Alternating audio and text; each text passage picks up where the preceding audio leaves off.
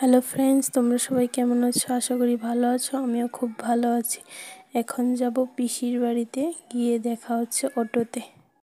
বাড়ি থেকে বেরিয়ে অটোতে বসে পড়লাম। এখন চলে যাচ্ছি পিসির বাড়িতে।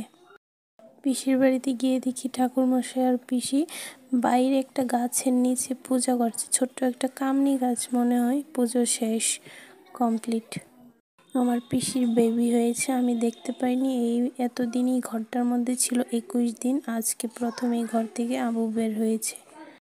এখন পিসির বাড়ির কিছু রিচুয়ালস আছে, এগুলোই পূরণ করবে।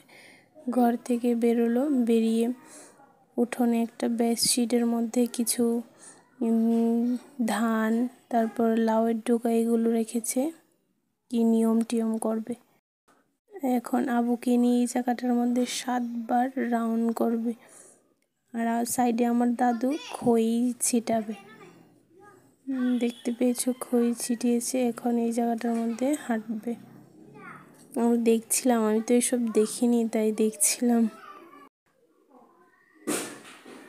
আমার একটা দিদা হাঁটছিল সাথে, পয়সা ছুঁড়ে দিয়েছিল, হাতে তুলে নিয়েছে।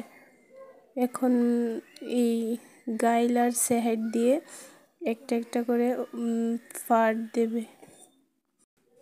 এই কোনার মধ্যে ধান আর লাউয়ের ডোকা ছিল। এখন আবুকে সবাই টানাটানি করছে। এমন বললে, টানাটানি করলে বলে আবু একটু লম্বা চওড়া হবে, তাদের মান আর কি। এতদিন এই ঘরে ঢুকতে পারিনি, তাই কারণ ওদের ওষুধ ছিল, এখন শেষ হয়ে গেছে, ঢুকবে। সবাই বলছে টাকা দিয়ে ঢুকতে হবে, না হলে ঢুকতে দেবে না। এইসব নিয়েই দরজার মধ্যে ঝামেলা করছিল। বলছিল দেবো, ঢুকতে তো দাও, তারপর টাকা দেবো। ওরা মানছে না, আগে দাও তারপর ঢুকবে। ঘরে ঢুকে ঠাকুরকে প্রণাম করলো। এটা আমার ছোট্ট কিউট বনু, পিসির মেয়ে আমার বনু হয়।